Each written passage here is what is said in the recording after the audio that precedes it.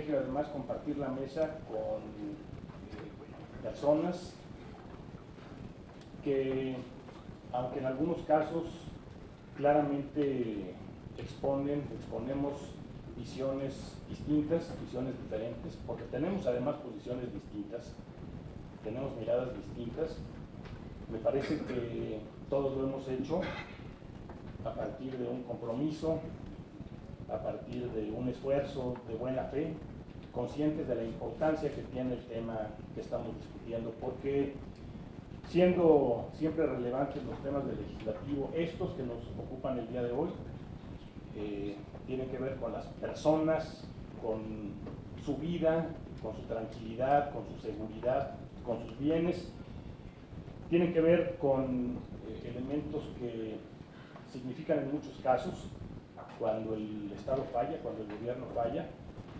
los momentos de mayor vulnerabilidad y de mayor dolor para las personas. Y por ello destaco la importancia de estos distintos puntos de vista y la expectativa de que a partir de estas distintas visiones seamos capaces de construir juntos un instrumento que realmente sirva para atender la problemática que tenemos en el país.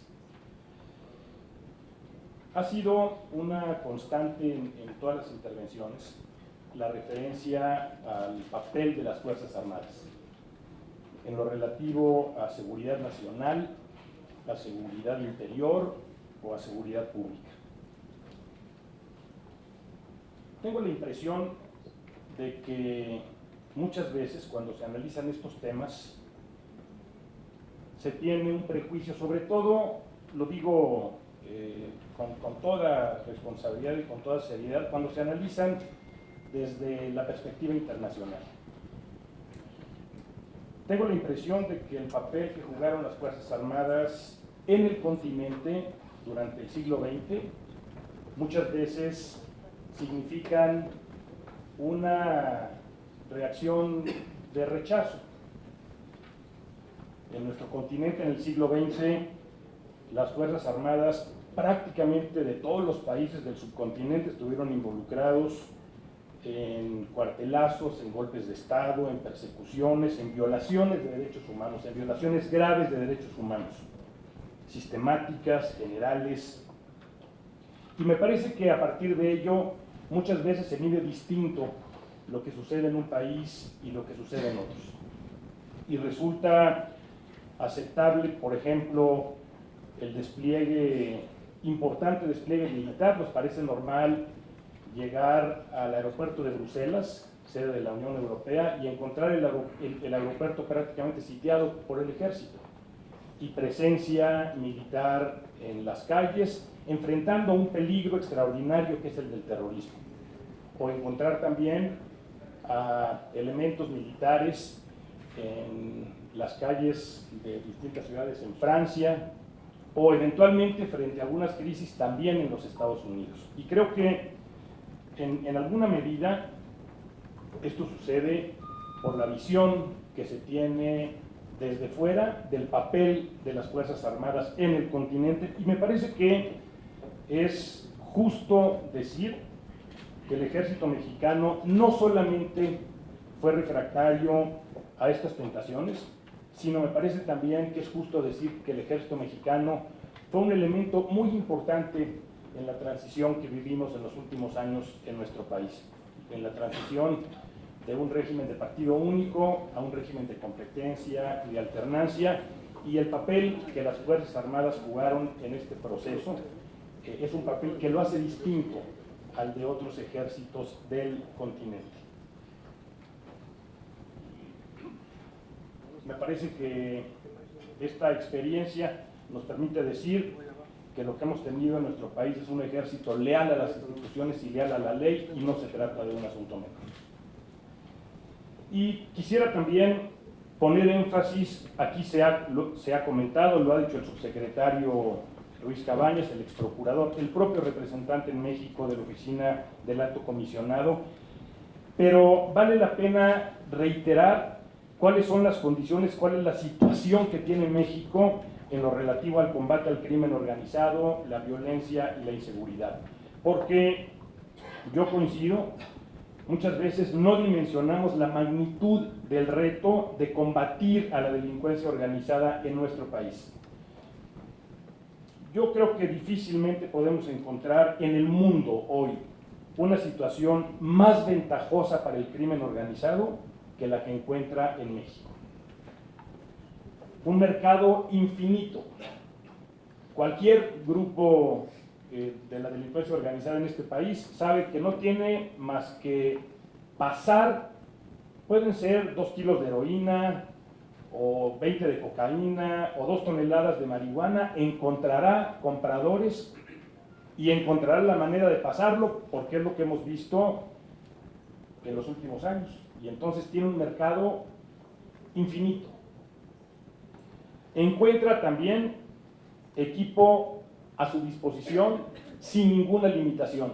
Hacía referencia Miguel al número de armerías en la frontera de México con los Estados Unidos. Ayer el dato actualizado que nos daba es de prácticamente 8,000 armerías, solamente en la frontera de México con los Estados Unidos. Cualquier grupo de delincuentes puede comprar lo que sea, y tendrá manera de meter esas armas a esta guerra, a esta batalla que hemos vivido en los últimos años. Y luego un elemento fundamental es que encuentra mano de obra prácticamente sin límite, porque también estamos obligados a reconocer que en los últimos años, muchos años, hemos descuidado a nuestros niños, a nuestros jóvenes, y prácticamente en cualquier lugar del país, por unos cuantos pesos, la delincuencia puede cooptar, puede convencer a niñas, a niños, a muchachos para incorporarse a sus filas. Y pierden 40 o 50 y los encuentran porque son una enorme cantidad de jóvenes que no tienen esperanza, que no tienen expectativa y que prácticamente por cualquier cantidad de dinero están dispuestos a cambiarlo todo por un tiempo, aunque sea corto, de condiciones distintas. Entonces, esto significa una enorme ventaja, un mercado infinito, equipo a plena disposición, mano de obra sin límite. Tenemos en nuestro país corporaciones pulverizadas, corporaciones pobres, corporaciones penetradas, sobre todo en las regiones ahora más violentas del país, que enfrentan a grupos criminales que tienen todo el dinero, todas las armas y todos los jóvenes a quien reclutar. Y como se ha dicho, ha habido decisiones que nos trascienden, también muy importantes, como esta de privilegiar que las drogas entren al mercado de consumo norteamericano por el territorio nacional. Cuando el gobierno americano decidió no más por aire o por agua, la decisión fue van a entrar por el territorio de México. O también la decisión que los llevó a pulverizar, a debilitar a los grupos delictivos del sur del continente, facilitando las tareas de los grupos delictivos en nuestro territorio. Hay que preguntarse objetivamente si podemos esperar que estas condiciones cambien pronto, que cambien radicalmente, y a partir de lo que hemos visto, si podemos esperar que cambien para bien. O seguiremos hablando de regiones del país que requieren la presencia del ejército mexicano, que requieren la presencia de la institución armada que puede enfrentar con eficacia, con posibilidad de éxito a estos grupos. Y quisiera solamente referir, porque tiene toda la razón Santiago cuando habla de estas violaciones de derechos humanos que estamos obligados a enfrentar y erradicar, que incluso en algunas de esas condiciones, y me refiero particularmente a Chihuahua, en donde defensores de derechos humanos activos que han llevado asuntos a las instancias internacionales ponen también en la mesa su reclamo para que en determinados casos y en determinadas regiones quienes protejan a los defensores sean las Fuerzas Armadas. Me parece que es también como se ha planteado aquí, un elemento significativo de cuáles son las condiciones que tenemos en algunos lugares en el país. Es una buena política pública, es la única política pública. Habrá oportunidad de revisar con Alejandro seguramente las cifras.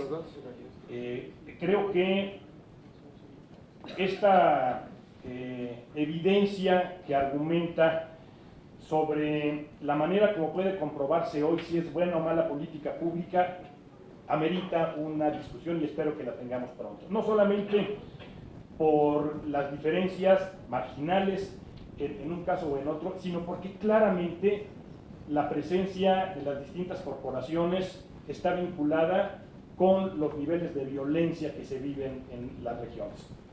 Porque difícilmente encontramos casos donde intervenga el ejército que no sean condiciones de extrema violencia. Pero habrá que sentarse y revisarlo. Y me parece también que conviene actualizar las cifras de letalidad. Hay otras fuentes, habrá que acceder a esas fuentes, pero me parece que hay referentes importantes. Uno, quejas en la CNDH, y otro, detenciones de las cabezas del crimen organizado que arrojan una diferencia importante con respecto a lo que pasó en la pasada administración, en donde prácticamente en todos los casos los éxitos estaban en que habían en que eran bajas las cabezas del crimen organizado, y podemos decir claramente que hoy las principales cabezas han sido detenidas, están puestos a consideración de los jueces, en muchos casos aquí, otros fuera de aquí, y eso es algo distinto a lo que pasó en el periodo de análisis, pero habrá tiempo seguramente de analizarlo con detalle. Y refiero también esto que comentaba el subsecretario Ruiz Cabañas, porque por alguna extraña razón resulta incorrecto en algunos foros atender la opinión de las personas. Pareciera que la opinión de las personas pues es algo secundario, y la realidad es que la opinión de las personas con respecto a las instituciones o a las corporaciones en las que más confía es un elemento que debemos también de poner en la mesa. Cuenta también esta opinión de quienes están enfrentando todos los días esta problemática. Voy a concluir rápidamente porque además me tocó ser el último. En la lucha contra la delincuencia organizada, las Fuerzas Armadas realizan diversas tareas para las que están especialmente preparadas. Algunas las han desempeñado históricamente, como la recolección de información, la inteligencia, el monitoreo terrestre, aéreo y marítimo, la erradicación de cultivos de nervantes, el desmantelamiento de narcolaboratorios y las detenciones de algunos narcotraficantes. La Corte, como se ha dicho aquí, ha establecido que las Fuerzas Armadas pueden actuar en auxilio de las autoridades civiles cuando éstas soliciten el apoyo, de acuerdo con la jurisprudencia a la que se ha hecho referencia reiteradamente.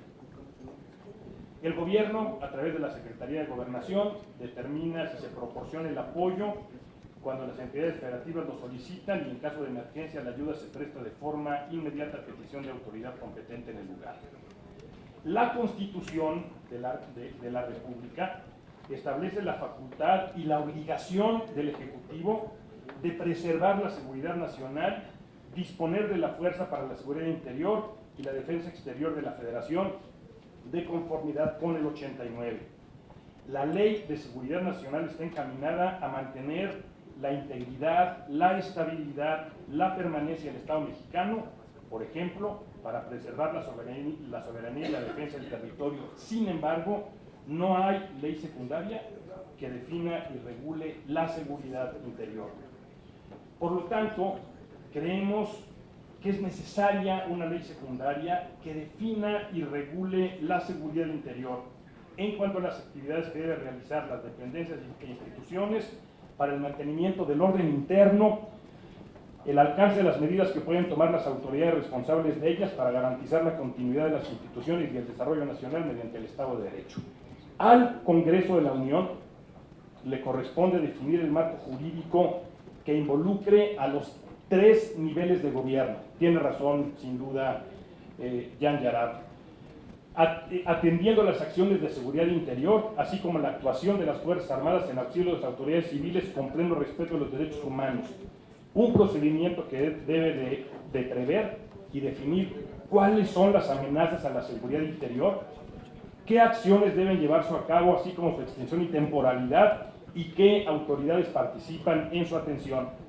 Me parece que claramente el Estado mexicano tiene dos opciones, y por el tema que nos convoca, la pregunta es, ¿cuál de estas dos opciones garantiza mejor el respeto a los derechos humanos? Uno, mantener la participación de las Fuerzas Armadas en tareas de seguridad pública, como hasta ahora, sustentada en la jurisprudencia emitida por la Corte. Se ha dicho claramente, es un sustento precario, es un sustento insuficiente. El segundo, emitir, discutir, aprobar un marco legal que le dé seguridad a los ciudadanos y certeza jurídica en la actuación de las Fuerzas Armadas en las actividades que realizan de seguridad previa solicitud de la autoridad civil.